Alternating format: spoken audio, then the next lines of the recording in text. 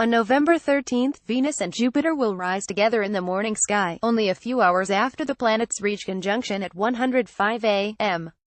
Eastern Time. Conjunctions occur when two planets share the same right ascension, the east-west longitude in the sky as measured from an observer on Earth. Since the major planets all orbit the Sun in nearly the same plane, from the point of view of the Earth, they travel in paths across the sky that are roughly similar. Therefore, when conjunctions happen, the planets appear close together, usually just a few degrees apart. On November 13th, Venus and Jupiter will come within a mere 17 arc-minutes of each other, and remain close for a day before and after the conjunction itself. Reminder: your fist held at arm's length measures about 10 degrees across. There are 60 arc-minutes in 1 degree. November 2017 Night sky visible planets, moon phases events. According to timeanddate.com, observers in New York City will see the two planets rise 5 minutes apart on November 13th, Jupiter at 5:26 a.m. and Venus at 5:31 a.m. local time.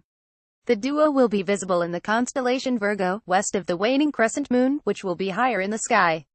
Observers should look just south of east. The planets will be rising almost exactly ahead of the Sun between 5:30 a.m. local time and sunrise on November 13th. Look very low in the eastern sky to see Venus positioned only 0.25 degrees to the left of Jupiter. Credit Sky Safari app. Sunrise isn't until 6:40 a.m. in New York on November 13th, so if the horizon is relatively flat, one can get a good view until just before daybreak. The sky will likely get too bright to see Jupiter about 15 minutes before dawn.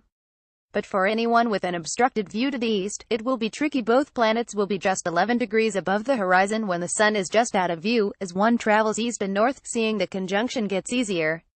In London, Venus rises at 5:56 a.m. and Jupiter at 5:58 a.m. on November 13th, and the conjunction will occur at 6:05 a.m. The Sun rises later than in New York, at 7:15 a.m. local time, so London observers get a full hour and 10 minutes of planet viewing plus the moment of conjunction itself. But here too the maximum altitude is about 11 degrees, which requires a relatively unobstructed eastern view. For observers west of New York, the conjunction will be well below the horizon when it occurs. In Los Angeles, Jupiter and Venus will rise at 5:18 a.m. and 5:19 a.m. local time, respectively. Sunrise that day occurs at 6:24 a.m., and the two planets will be higher above the eastern horizon than in New York. Venus altitude will be 12.8 degrees and Jupiter's 12.9 degrees. Southern Hemisphere skywatchers are less well placed for this event. In Buenos Aires, Argentina, the conjunction happens at 3:05 a.m. local time, but Venus and Jupiter don't get above the horizon until 5:08 a.m. and 5:07 a.m., respectively.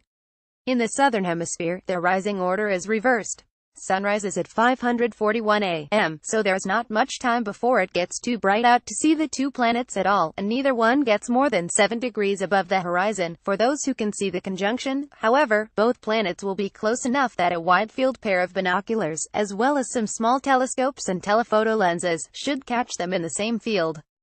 There are some other planetary conjunctions coming up as well. For example, on November 28th, Mercury and Saturn will get within 3 degrees of one another. Mercury reaches conjunction with Saturn once again on December 6th, and with Venus on December 15th. And on Christmas Day, Venus will be about 1 degree away from Saturn. A dozen planetary conjunctions will occur in 2018.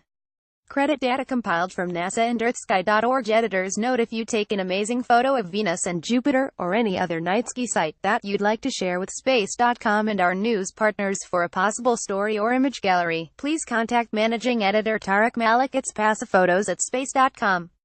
You can follow Space.com on Twitter at Space.com. We're also on Facebook, Google. Originally published on Space.com.